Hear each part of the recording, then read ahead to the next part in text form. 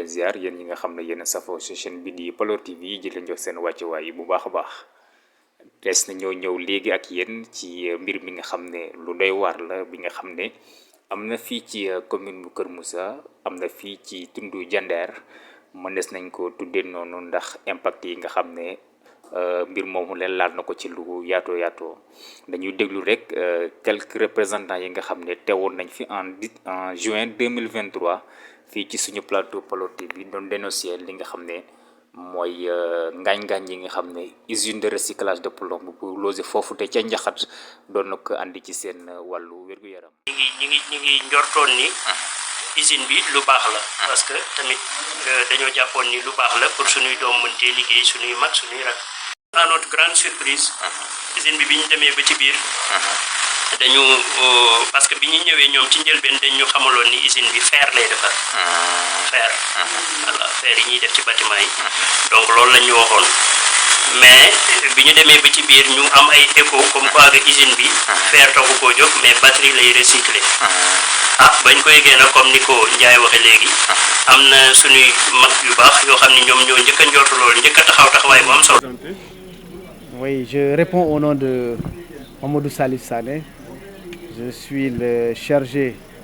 du contentieux au niveau du centre de recherche et d'action sur les droits économiques et sociaux basé à Dakar, qu'on appelle le CRADEX. Et voilà. Et là, vous êtes en train de prendre part à une rencontre sur l'épineuse question de Ndiakhat, qui est revenue une fois de plus sur la table. Quelle est la nouvelle étape que vous comptez franchir cette fois-ci? Oui, d'abord, il faut rappeler que ce n'est pas la première activité que nous organisons ici à Pout. Toujours sur la même question concernant le démantèlement de l'usine de recyclage de batteries qui est installée ici à Kër Moussa depuis 2019 et qui a commencé ses activités, je pense, à partir de 2020. Et que suite à une inspection qui avait été diligentée par la direction de l'environnement et des établissements classés, il s'est trouvé que l'usine a dégradé de manière alarmante la zone de Pout ou la zone de Ndiakhat. Et c'est suite à cette inspection que le ministre de l'Environnement d'alors, n'est-ce pas, M. Alioune Ndoye, avait ordonné, n'est-ce pas, la fermeture de l'usine en demandant aux propriétaires ou aux promoteurs de changer de localité, donc vu la sensibilité également de la zone. Il s'est trouvé que c'est ce même ministre, en réalité le ministre Alioune Ndoye également, qui a demandé à cette société-là ou qui a délivré à la société une autorisation de mort. Parce que l'autorisation de mort signifie tout simplement donner un délai supplémentaire de 3 mois à la société pour pouvoir écouler son stock que nous estimons être une autorisation de tuer. Donc les 3 mois sont écoulés et jusqu'à présent, aucune des autorités administratives au niveau de la région de Thiès ou au niveau de la commune de Kër Moussa n'ose se prononcer sur la question et nous pensons aujourd'hui qu'avec les nouvelles autorités qui viennent d'être installées ici, que des mesures urgentes seront prises, n'est-ce pas, pour préserver l'environnement et pour préserver la santé des populations de Kër Moussa et environnant. Est-ce que vous vous êtes approché de ces autorités-là pour voir qu'est-ce qui cloche exactement? Oui, on ne sait pas ce qui cloche, mais ils ont reçu énormément de demandes en réalité pour se prononcer sur la question parce que après que les 3 mois sont écoulés, les populations étaient sur les lieux, n'est-ce pas, pour empêcher les activités du promoteur, mais ils ont été déguerpis par la gendarmerie qui dit qu'il avait reçu, n'est-ce pas, l'ordre de déguerpir et qu'ils vont essayer de discuter avec les autorités concernées. Et depuis lors, des démarches ont été entreprises. Mais malgré ces démarches-là, les lettres sont restées, n'est-ce pas, dans les tiroirs et aucune réponse n'a été donnée aux populations. Et c'est pourquoi aujourd'hui, avec l'arrivée de la nouvelle équipe gouvernementale, nous pensons que les choses vont bouger et vont bouger de manière positive. Qu'est-ce qui vous fonde à croire que cette fois-ci sera la bonne? Non seulement parce qu'on a vu que déjà en matière environnementale, les autorités sont en train de mener des actions qui sont des actions concrètes. Vous avez vu que depuis 2 ou 3 jours, un décret a été pris ou un arrêté a été pris par le ministre de l'économie et des finances pour demander à ces services, n'est-ce pas, l'arrêt de toutes les constructions au niveau de la corniche et aujourd'hui et au niveau également de la corniche ouest de Dakar pour la préservation de la bande des Filao. Et aujourd'hui, nous aussi, nous sommes là, n'est-ce pas, pour une lutte environnementale, pour préserver l'environnement et pour préserver surtout la santé des populations qui vivent aux alentours. Parce que, rappelons-le, la même usine ou une usine similaire avait déjà causé des dizaines de morts à Gandiaou en 2008. Et c'est pour éviter cette catastrophe humaine que nous sommes là aujourd'hui pour défendre les populations, pour se mettre aux côtés des populations, pour défendre ces populations, pour que pareille situation ne se reproduise. Mais déjà, il faut signaler qu'il y a des maladies qui ont été signalées, des avortements également qui ont été signalés, et même également des cas de cancer qui ont été signalés et qui ont abouti à des décès. Et c'est pour cela que nous nous levons aujourd'hui pour combattre et pour demander la fermeture immédiate de l'usine. Et il paraît également que l'usine a changé de nom et nous rappelons aux autorités ou aux promoteurs que le changement de nom ne signifie nullement que l'activité également au sein de l'usine a changé. Il continue de recycler des batteries et qui connaît des batteries ou des plombs sait que c'est une substance extrêmement dangereuse pour la santé humaine. Et ce n'est pas seulement pour les populations environnantes. Qui connaît la zone des Niayes, c'est que la zone des Niayes est une zone pastorale et c'est une zone également agricole. Et permettre une telle usine de continuer ses activités, c'est mettre les populations sénégalaises en danger. Mohamed Mansour Sis de Sanefil, donc membre du collectif. Donc juste pour ajouter quelque chose par rapport à l'intervention de Dr Sané, pour déplorer l'attitude des autorités décentralisées, en l'occurrence le monsieur le maire, parce qu'on a constaté que l'usine avait été installée sans le respect de certaines normes, à savoir une audience publique qui doit être tenue au niveau des villages ou bien des populations impactées. Mais nous avons constaté que au départ, cette audience publique avait été tenue à la salle de délibération de la mairie, ce qui est anormal, et qu'il était question au niveau de cette supposée audience que l'usine va créer donc ou bien fabriquer des métaux, ou bien recyclage de métaux, ou bien fabrication de fer. Alors qu'en réalité, donc on a constaté que c'est une usine de recyclage de batteries à plomb. Donc l'attitude de l'autorité devait être, une fois les faits avérés, donc conformément aux normes environnementales, de demander la fermeture de l'usine. Mais jusqu'à présent, l'autorité décentralisée, en l'occurrence le maire et son conseil municipal, gardent le silence ou bien ils n'ont pas voulu manifester une intention de fermer définitivement l'usine. Ça, c'est à déplorer. Et la deuxième chose aussi à déplorer est que l'usine, après la dernière fermeture, a changé de nom. Mais cela importe peu. Et que selon aussi les normes environnementales, ou bien selon les normes d'installation d'une usine, donc quand il y a changement d'appellation ou bien élargissement d'activité, donc c'est la même procédure qu'on doit respecter. Et on s'est rendu compte aussi, tout récemment c'est le cas, mais il n'y a même pas d'audience publique dans ce sens. La population n'est pas informée de cette situation et qu'un jour on dit que l'usine a changé de nom, maintenant elle ne s'appelle plus Gagnissa, mais c'est EMP Industrie SUARL. Donc vraiment ça c'est quelque chose qui est déplorable parce que les autorités doivent en principe communiquer avec les populations qui sont impactées. Voilà, c'était ça que je voulais ajouter par rapport. Est-ce que vous pouvez juste nous faire un petit résumé de la genèse de cette usine-là, de son implantation ici? Oui, c'est depuis 2019 que l'usine avait été installée. Donc 2019. Et pratiquement c'est en fin 2019, début 2020, que les activités ont démarré.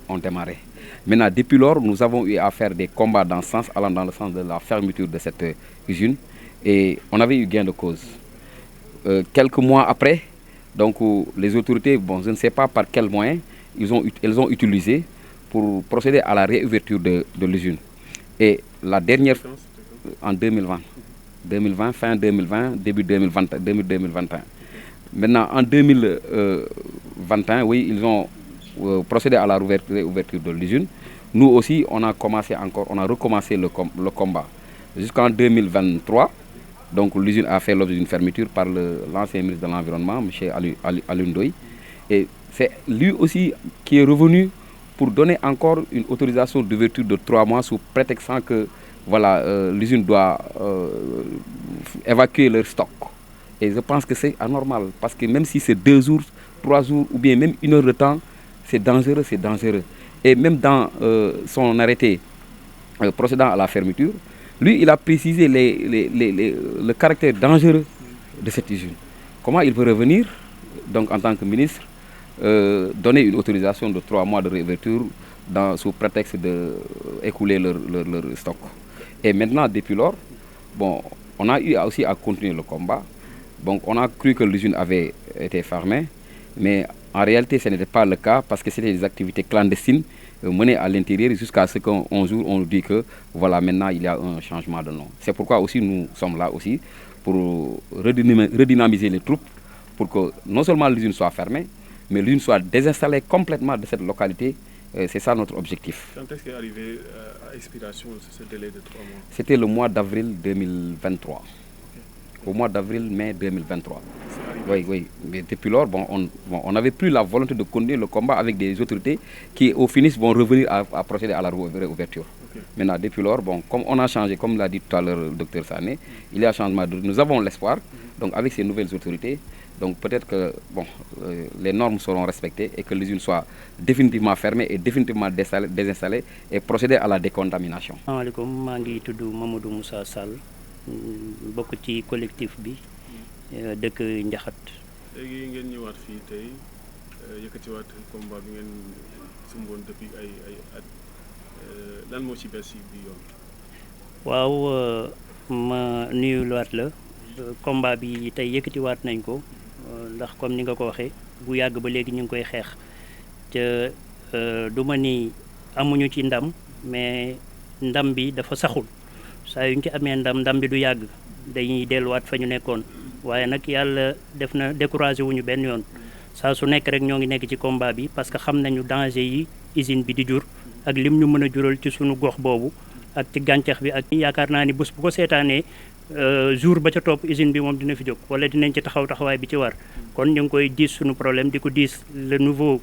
ministre de l'environnement. Wax dëgg yàlla sonn nañ parce que 2019 ba léegi ñoo ngi xeex def nañ point de presse def nañu réunion def nañu ay émission télé émission rajo mais ba léegi amaguñu gain de cause bi ñu bëgg te li ñu bëgg mooy usine bi jóg fi ñu raxas ko ba mu set defaraat suuf si foofu parce que foofu zone bay la ca foofu noonu ku xam zone Pout xam ni li muy produire ci mbay Sénégal yëpp ciy dund ca xeex bii nii daanaka Sénégal yëpp ko war a xeex parce que usine boobu li muy def génnee ci tooke mën na répercuté waat ci li ñuy bay te li ñuy bay fépp lay tas ci Sénégal waaw même ministre bi sax waxoon naa ko Alioune Ndoye moom ci boppam sax épargné wul ndax soxnaa mën naa dem marché ndugg ci légumes yi te légumes yi mën naa am mu impact am affaire bi am ci mu loolu répercuté wu kon lu bon moom na ko ñëpp ànd xeex rek te tey Sénégal ni ñu ko gisee mu ci nguur gu bees gi loolu lay xeex lu bon jóg fi injustice jóg fi jaay doole jóg fi te kon am nañ yaakaar ni boobu ba léegi ñu ñuy jaay doole 2019 ba 2024 nag wax dëgg yàlla doy na kon ñu ngi koy ñaan bu baax kilifa yi fi nekk di yore réew mi ñu ngi leen di ñaan bu baax ñu dimbaluñ ci combat bi usine bi jóg fi ñu dem ci yeneen parce que suñu zone boobu dafa sonn ay usine rek ñoo fa nekk yoo xam ne benn respecté wu ci norme yi tey bii la ñuy xeex rek mais am na yeneen usines yu fa nekk yoo xamante ni ñoo bokk li ñuy def waaw. mën nga ñu tënkal usine bi lan lay def ba tooke bi garaaw yi noonu. waaw usine bi dañu wax ni usine bi batterie la ñuy toj muy bettax ñun bi ñuy nekk xale xam nañ bu baax bettax ndax dañ ko daan seeyal di ko fowee mais bettax ku ne xam na ni ci ni borom xam-xam yi waxee bu duggee ci sa deret du fa jóg waaw mën na fa yàgg nag waaye yàgg-yàgg moo lay mujjee te ñun nag wax dëgg yàlla pare wuñu pour dem léegi bëgg nañ fee yàgg waaw ci population bi sama ginnaaw it bëgg nañ fee yàgg donte ni ci loxoy buur bi la nekk waaye sabab lu war nañu moo tax ñu jóg di xeex lii pour mu jóg fi ndax wax dëgg yàlla tooke lay def ci nit ñi tooke ci bàyyi may tooke ci jaww ji lépp lay yàq loolu nag wax dëgg yàlla ku dégg suñu combat bi war ngañ cee jàppale ndax jàpp naa ni jàpp ci jaamu yàlla la nan jot ngeen càmbar conséquences yi mu indi. waaw jot nañ ko càmbar parce que am nañ fa ay nit ñoo xamante ni loru nañ ci ay jigéen yu wanoon loru nañ ci maanaam seen ëmb yàqu na si ñu baal ma ci kàddu gi seen ëmb yàqu na ci te njort nañ ni looloo ko fa indi parce que cas yooyu daawul am foofu mosu fa sax am bi usine bi implanté woo lañ ko commencé gis ay jigéen yuy avorté gis nañ fa tamit ay nit ñoo xam ni doon nañ fa liggéeyee ñàkk seen bakkan te ba léegi nii xamaguñu cause yi genre de mort yi xamaguñ ko ñoo ngi koy lijjanti nag mais amaguñ ci benn kii mais en tout cas xam nañ ni te aussi Baba Diaw am na benn tool foofu boo xam ni day yar ay ginaar ñoom seen comment dirais-je kii yor affaire ginaar yi taxaw na fii wax ni ñoom perte nañ plus de 1000 poulets ca usine bi moo leen ko yóbbee kon mi ngi lor nit ñi mi ngi lor bàyyi ma yi mi ngi lor jur gi te mi ngi lor jaww ji aussi kon daal usine bi man gisuma lu mu baax la gisuma ko quoi personnellement. ngeen jàpp ni moo waral à chaque fois bu tëjee mu tijjiwaat. waaw li ñu jàpp ni moo koy tijjiwaat mooy li ñi ma jiitu wax rek mooy jaay ñu doole benn mooy jaay ñu doole beneen bi aussi mooy jàpp nañ ni sunuy kilifa yi nga xam ne ñoo nekk ci localité bi tëddewuñu njaaxaanaay ndax boo déggee sa njaboot di jàmbat la moindre des choses mooy nga woo leen déglu leen ci loolu géem nañ ko ay yoon ci le maire de la commune de Kër Moussa mais à chaque fois amuñu ci benn résultat suñu demandé audience kenn duñu faale bu ñu leen invité réunion duñu ñëw donc ñun loolu rek lañ mën et puis même le préfet moom it dem nañ ci moom ay yoon mais c'est la même chose du am suite à la limite sax dañ lay rejeté direct aussi la même chose bind nañ fa ay lettres bind nañ ay lettres ministère de la santé bind nañ ay lettres ministère de l'environnement yi fi nekkoon mais comme ni ko ñi ma jiitu waxee rek lettres yi ñu denc ci tiroir yi donc moo tax ñu yeesalaat combat bi am yaakaar nag ni ñii fi nekk ñoom dinañu àtte dëgg incha allah.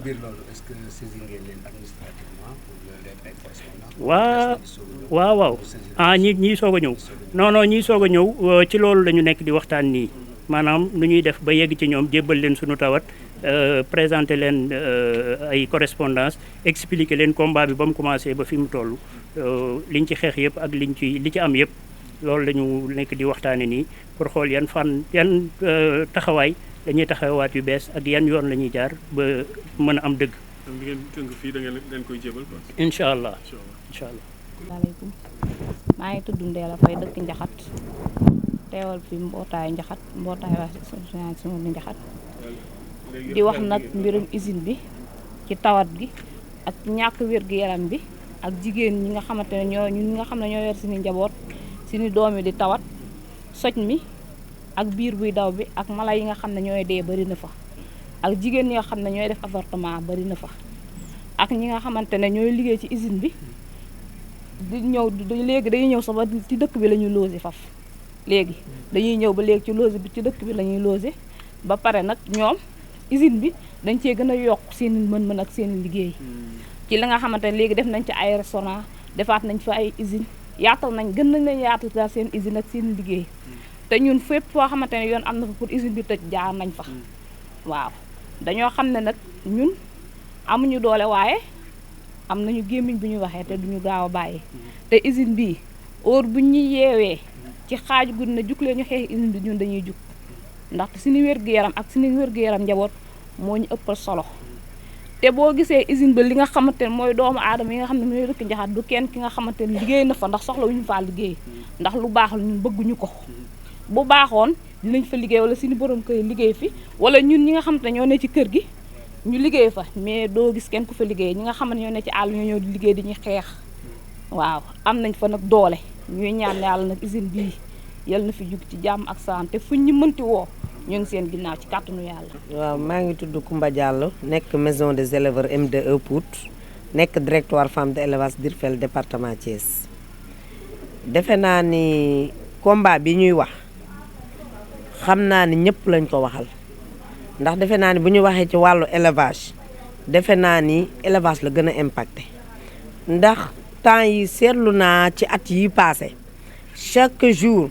bu campagne vaccination ñëwee balaa campagne bi commencé ñi côté Njaxat moom dañuy woo ñëw leen vacciner dañuy topp daal waa élevage di leen sonal vétérinaire bi ne ko ñëwal vacciner ma ni waa man léegi jur yi li ñuy feebar lan la xaw ma woon nu mu demee damay dégg rek ñuy wax ndax déglu naa Njaay lay mu wax ko ci télé ba ma ko dégloo ma ni lii de moom kon lu doy waar la ma ni léegi sama benn rakk kaa ñu ànd ñu dem ma visiter ba ma demee xool man dama tollu Njaxat affaire bi di xeeñ ma ni waa yow lan moo fiy xeeñ mu ne ma usine bi ma ni kon kay waa Njaxat dee nañu ba pare ñoom moom robe nañ leen ba pare ñooñu moom pare nañu ndax lii moom bu duggee sa xol dugg sa xëtër bi yow da ngay dee waxuma laa nag jur yi nga xamante dañuy ñëw ndox mi fay wal di dem ci tiwa bi jaar ci Lac de Guiers bi nga xamante ne fa la jur yi di naane bu tawee tey ji ndox mi dina jaxasoo ak ndoxum taw mi nga xamante ci déeg yi ba bëy yi di ci naan nag yi di ci naan jur yi di ci naan léegi yàpp boobu ku ko lekk foo jëm ñun ñu dem ci gétt yi xool fekk jur yëpp tëdd ma ni waa man jur yi di yuut ba pare seen bët yi yëpp di xelli ndox te loolu defe naa ni defoon nañ ci jàngat boo xamante ni di vacciner pour campagne vaccination loolu dootul amati tey ñu gis ko ma ne leen nag usine bii moom war nañ cee jóg moo tax nag tey jii bañ ma woowee lu ma jàppoon dama koy bàyyi ñëw ànd ak yéen ci combat bi ba mu jeex tàkk ndax usine bii moom na fi jóge ndax bu fi jógewul ñun lay rey dina rey jur gi dina rey gàncax gi dina rey nit ñi waa léegi loolu moom fan lañ jëm donc yéen nee ngeen dox ngeen ci guddi dox ngeen ci bëccëg mën naa am état bu bees bii nga xamante ne ñëw na te war a taxawu àll bi war a taxawu càmm gi war a taxawu li nga xamante ne tey jii mooy environnement bi kon dañuy ñaan yàlla état bu bees bi nañu jàppale bu baax a baax mu taxaw ci ñu ciy nag woo ministre élevage bi nga xamante ne Ismaïla Sow maison des éleveurs M2E moom it ci combat bi ñu ngi ko ciy woo mu ñëw jàppaleen ci ndax buñ ci jàppalee kat dinañu am li nga xamante ne moom la ñu soxla asalaam. fi ñi nga xam ne fa la ñuy tëjee li nga xam ne mooy numéro bi dañuy laaj rek ay quelques questions yi nga xam ne jaadu na mu am ay tontu te mooy ana lan moo waral à chaque fois bi nga xam ne usine bi tijji na population bi jox xeex ko ñu tëjaat ko ñu toogaat ay yées mu tëjjiwaat fan la problème bi nekkee dëgg-dëgg ndax dafa am ñoo xam ne ay complice lañ ci ndax dafa am ñoo xam ne dañu amul autorité boo xam ne permettre la ñu mën a appliquer li nga xam ne mooy loi yi vu ko ñoom ñëpp dëppoo nañ ci ne mbir la boo xam ne dafay lor askan wi dafay lor jur gi te dafay lor gàncax yi ànd la moo waral loolu le tudd nañ ci ki nga xam ne mooy le maire Momar Ciss le maire de la commune de Kër Moussa ci tekkaaral bi nga xam ne am na ko ci mbir mi ànd la moo ko waral ndax dafa xam lu nit ñi xamul ci projet bi wala ci li nga xam ne mooy usine bi ndax daf ci nekk complice ndax daf ci nekk otage vu tekkaaral bi ak danger bi nga xam ne mbir mi am na ko la ana la moo waral kilifa googu la nga xam ne mooy kilifa gox gi yëkkatiwul kàddoom ci li nga xam ne moo jëm ci mbir moomu la malgré manifestation yi nga xam ne autorité yi population bi ñu ngi koy def depuis boobu ba léegi.